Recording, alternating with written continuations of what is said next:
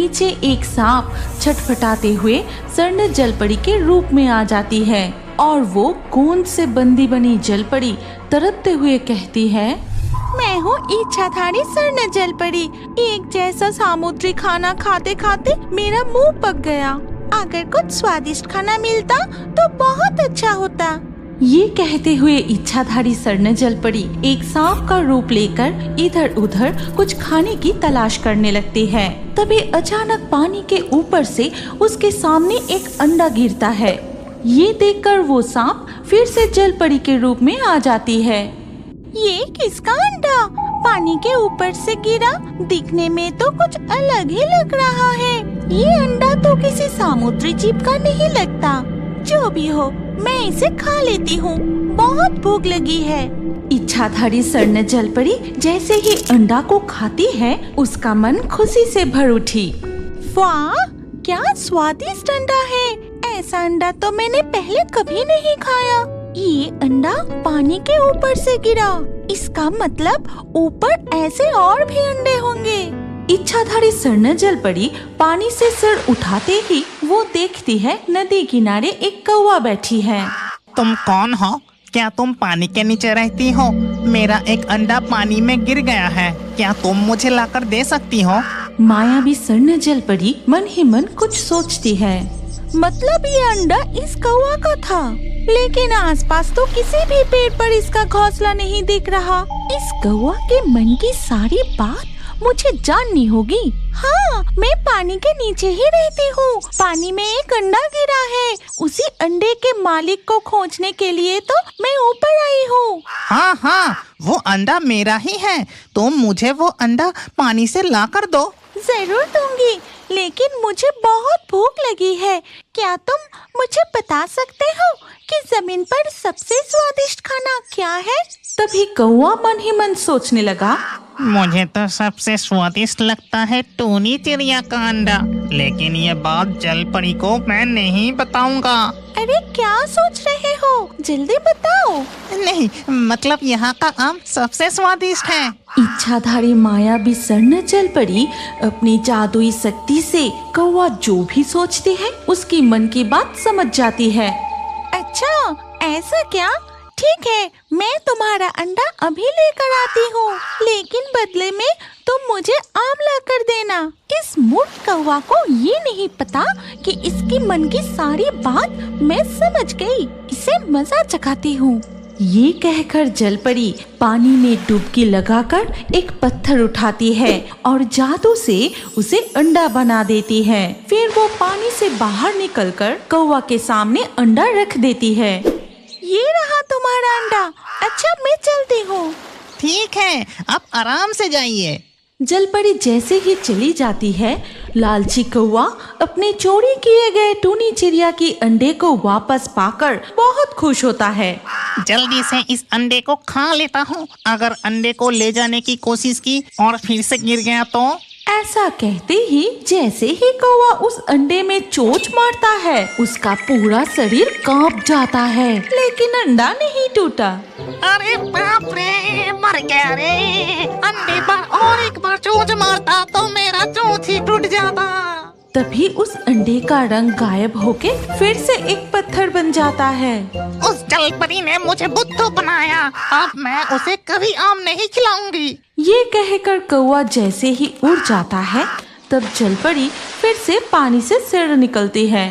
अब मुझे उस टूनी चिड़िया का घोंसला ढूंढना होगा, फिर मैं उसके सारे स्वादिष्ट अंडे खा जाऊंगी। ये कहकर स्वर्ण जलपरी जादू से सांप का रूप धारण करके किनारे पर आती है। फिर वो गहरे जंगल में प्रवेश करते ही उसे एक पेड़ की टहनी पर टूनी चिड़िया की घोंसला दिखाई देती है। मिल गया, यही है टूनी चिड़िया का घोंसला। लेकिन दोनों टूनी चिड़िया अभी घोंसले पर ही है।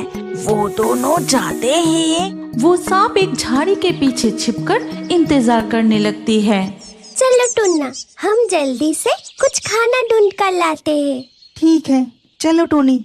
जैसे ही टूनी और टुन्ना घोंसले से उड़ जाते हैं, सांप पेड़ पर चढ़कर एक अंडा मुंह में उठा लेता है। फिर पेड़ से उतरकर झाड़ियों के पीछे छुप जाती है।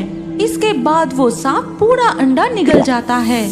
अरे वाह, टूनी चिड़िया का अंडा कितना स्वादिष्ट है, मन पूरा भर गया। मैं कुछ दिन इसी सांप के रूप में यहीं रह जाती हूँ। टूनी चिड़िया की सारे अंडे खाकर फिर जल राज्य लौटूंगी। जब टूनी और टुन्ना वापस अपने घोंसले में आते हैं तो देखते हैं उनके एक अंडा गायब है। जरूर फिर से कोई सांप या कौवा हमारा अंडा चुराया है। जो भी हमारा अंडा चुरा रहा है उसे अब मैं सबक सिखाऊंगा। जिसने हमारे अंडे चुरा कर खाए हैं तुम उससे कैसे सजा दोगे? मेरे दिमाग में एक तरकीब आई है। ऐसा कहकर टूनी और टुन्ना अपने असली अंडे को बदलकर घोंसले में सड़े हुए अंडे रख देते हैं और उन्हें गोंद लगा देते हैं। अगले दिन सुबह जैसे ही टूनी और टुन्ना अपने घोंसले से उड़ जाते हैं तभी फिर से वो भेषधारी सांप उनके घोंसले में आकर एक अंडा उठाकर पेड़ से उतरते ही वो सड़ा हुआ अंडा पूरा निगल जाती है, लेकिन उसका मुंह गोंद से बंद हो जाती है। ये क्या हो गया? मेरा मुंह खुल नहीं रहा। तो क्या अंडे में गोंद लगा हुआ था? अब मैं खाऊंगी कैसे? तभी टूनी चिड़िया घोंसले में आकर देखते हैं कि नीचे एक सांप छटपटाते हुए स्वर्ण जलपरी के रूप में आ जाती है और वो गोंद से बंदी बनी जलपरी तड़पते हुए कहती है, बचाओ, कोई मेरा मुंह खोल दो, कोई मुझे पानी तक ले चलो। अरे बाप रे, मैं ये क्या देख रही हूँ? जल राज्य की जलपरी सांप का रूप लेकर हमारे अंडे चुराने आई थी। टूनी, तुम्हें पता है पास के जंगल में भी एक इच्छाधारी नागिन रोज रोज हमारी तरह ही एक टूनी चिड़िया के अंडे खा जाती थी। रुको, मैं तुम्हें उस इच्छाधारी नागिन की पूरी कहानी सुनाता हूँ। उस नागिन ने फिर से उसके बच्चों को खा लिया था। मीनू की हालत रो रो कर खराब हो गई। मथुरा की एक छोटी सी गांव चिंतामणि में एक बड़ा सा जंगल था जिसमें एक नीम का पेड़ था। उस पेड़ में मीनू नाम की एक चिड़िया अपने घोंसले में खुशी से रहती थी। मीनू ने कुछ हफ्ते पहले अंडे दिए थे और उसने अपने घोंसले में अंडों को संभाल कर रखा था। सब ठीक चल रहा था और मीनू के अंडे बस कुछ ही दिनों में फूटने वाले थे। मीनू बहुत खुश थी और अपने बच्चे के लिए बहुत सारे खाना इकट्ठा करने में व्यस्त थी। मेरे बच्चे बस कुछ ही दिनों में आने वाले हैं। उनके लिए मुझे इतना खाना लाना पड़ेगा कि मैं उनकी अच्छे से देखभाल कर पाऊँ। ये कहते ही मीनू अपने बच्चे के लिए और खाना ढूंढने चली गई। उस दिन दोपहर को जब मीनू खाना लेकर घोंसले में लौटी तो उसके होश ही उड़ गई। उसके अंडों का कोई आता पता नहीं था। अरे मेरे बच्चे कहाँ गए?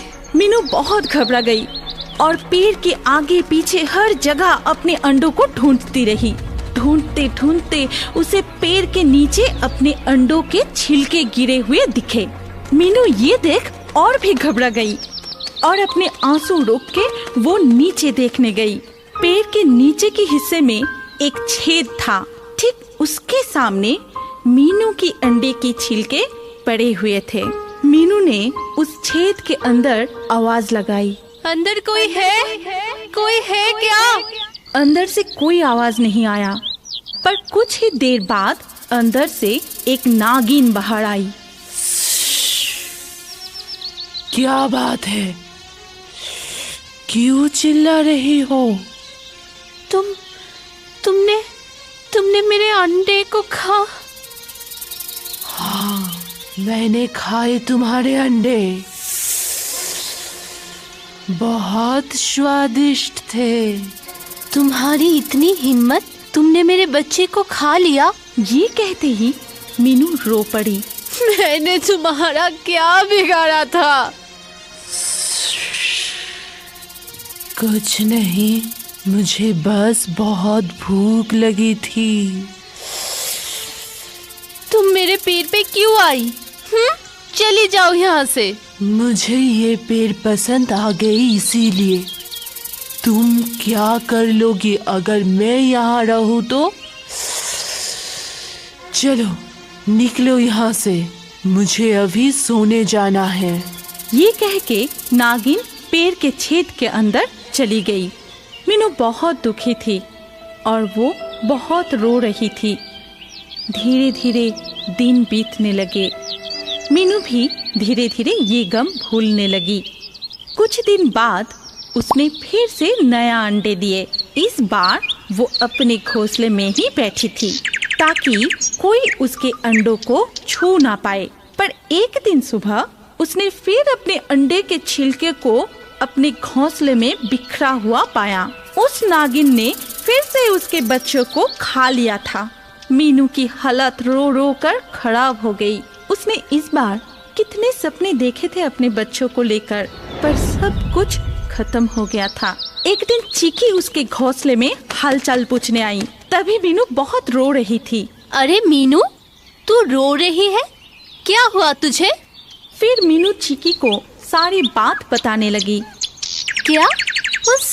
उस नागिन की इतनी हिम्मत! मैं अभी उसे मजा चखाती हूँ। अरे चिचकी रुक जा, ऐसे नहीं होगा। कोई और तरकीब सोचना पड़ेगा। कोई और तरकीब? रुको, मेरे पास एक आइडिया है मीनू। कैसा आइडिया? तू अगली बार जब अंडे देगी तो वो अंडे हम मेरे घर में छुपा देंगे और यहाँ कुछ नकली अंडे रख के उनमें गोंद लगा देंगे। उसे खाने पे नागिन जिंदगी में कभी भी तेरे अंडे तो क्या, कुछ भी खा नहीं पाएंगे। कैसा लगा मेरा प्लान? वाह, बहुत अच्छा आइडिया है चिचकी। इसे वो नागिन फिर कभी भी मेरे अंडे पर नजर भी नहीं डालेगी। कुछ ही हफ्ते बाद ही मीनू ने फिर से अंडे दिए। इस बार चीकी के प्लान के मुताबिक अंडे फूटने के कुछ दिन पहले मीनू ने अपने अंडे चीकी के घर में रख दिए और अपने घर में नकली अंडों में गंध लगा के खुद खाना ढूंढने चली गई। वापस लौटते ही उसने देखा कि घोंसले में अंडों के छिलके गिरे हुए हैं और वो ये देखकर खुश हो गई और वो पेड़ के नीचे वाले छेद के बाहर जाके खड़ी हो गई। अंदर थोड़ा झांक कर मीनू ने जोर जोर से कहा, क्या नागिन, कैसे लगे मेरे अंडे? नागिन के मुंह गंध के कारण चिपक गया था और नागिन कुछ भी नहीं बोल पा रही थी। अब मजा आया ना? आइंदा कभी मेरे अंडों की तरफ देखना भी नहीं। तुमने मेरे बच्चों को खाया है, उसके आगे ये सजा तो कुछ भी नहीं। अब तुम भुगतो। ये कहते ही नागिन को उसके हाल पर छोड़ के मीनू चिकी के घर में चली गई। वहाँ पहुँचते ही मीनू ने चिकी का शुक्रिया अदा किया। चिचकी, तेरा ये एहसान मैं जिंदगी में कभी नहीं भूलूंगी। तेरा बहुत बहुत शुक्रिया। अरे मीनू, दोस्त होते किस लिए है? कोई शुक्रिया वुक्रिया की जरूरत नहीं है। इसके बाद कुछ ही दिनों में मीनू के अंडे फूट गए और उनमें से प्यारे प्यारे 3 बच्चे बाहर आए। मीनू के खुशी का ठिकाना ही नहीं था। मीनू फिर अपने बच्चे को लेकर वापस अपने पेड़ पर लौट आई। वहाँ आते ही उसने देखा कि नागिन नीचे लेटी हुई है और हिल नहीं रही है। मीनू अपने बच्चे को घोंसले में रखकर नीचे देखने गई कि बात क्या है। क्या हुआ नागिन? मीनू की आवाज सुनते ही नागिन थोड़ा सा हिल उठी। फिर नागिन के आंखों में आंसू आ गई और वो रो पड़ी। नागिन को अब तक अपने पापों का सजा मिल चुका था और उसको अपनी गलती का एहसास भी हो गया था। उसे बुरी तरह रोते देख मीनू को बिल्कुल भी अच्छा नहीं लगा। नागिन कितनी भी बुरी ना हो, मीनू किसी को दर्द में छोड़ नहीं सकती थी। उसने नागिन से पूछा, तुम्हें अपनी गलतियों का एहसास हो गया है ना? नागिन ने अपने सिर हाँ में हिलाया। ठीक है, मैं तुम्हारी मदद करती हूँ, लेकिन एक शर्त पे। नागिन ने इस बात पर भी अपने सिर हाँ में हिलाया। मेरा शर्त ये है कि आज के बाद तुम किसी की भी जान नहीं लोगे, किसी के भी अंडे और उनके बच्चों को कभी भी किसी तरह से चोट नहीं पहुँचाओगे। क्या तुम वादा करती हो? नागिन इस पर भी राजी हो गई और फिर से रोने लगी। अपना वादा याद रखना, इसे तोड़ना मत।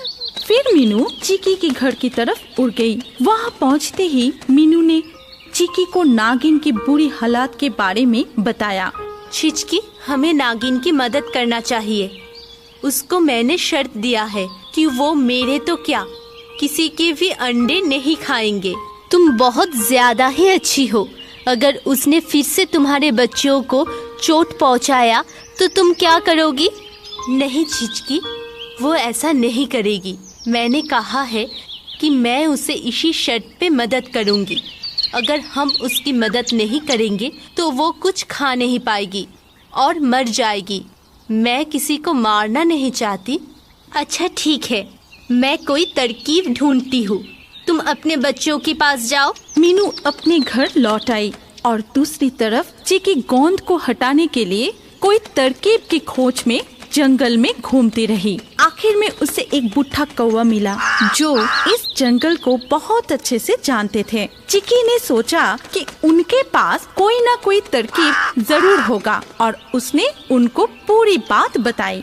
अच्छा, तो ऐसी बात है। क्या आपको कोई तरीका पता है इसको ठीक करने का? हाँ तो, पर इसके लिए तुम्हें मुझे वादा करना पड़ेगा कि तुम ये बात किसी को नहीं बताओगे। नहीं, मैं क्यों किसी को बताऊंगी? मुझे तो बस अपने दोस्त की मदद करनी है। ठीक है, तो सुनो। जंगल के उस पार चमत्कारी जड़ी बूटी के कई पौधे हैं। ये बात किसी को नहीं पता। उनके पत्ते कुछ भी ठीक कर सकते हैं। क्या सच में? हाँ, पर किसी को बताना नहीं। वो जड़ी बूटियाँ छिपे हुए हैं और उनके सिर्फ 4 ही पत्तियां होती है। मैं तुम्हें सिर्फ इतना ही बता सकता हूँ, बाकी तुम्हें खुद ही ढूंढना पड़ेगा। ठीक है, आपका बहुत बहुत शुक्रिया। चिकी फिर जंगल में उड़ गई और जड़ी बूटियां ढूंढने लगी। घंटे बीत गए थे। वो बहुत थक गई थी और शाम भी होने वाली थी। तभी उसको नीचे बहुत सारे छोटे पौधा नजर आए और उनमें सिर्फ 4 ही पत्ते थे। अरे, मिल गई जड़ी बूटी। चिकी ने एक पत्ती तोड़ ली और जितनी जल्दी हो सके उतने जल्दी मीनू के घर चली गई। अरे चिचकी, कहाँ रह गई थी तू? मुझे कितनी चिंता हो रही थी पता है? अरे मैं बिल्कुल ठीक हूँ। चल अब नागिन के पास। मुझे गोंद हटाने का टोड मिल गया। सच में? अच्छा चल।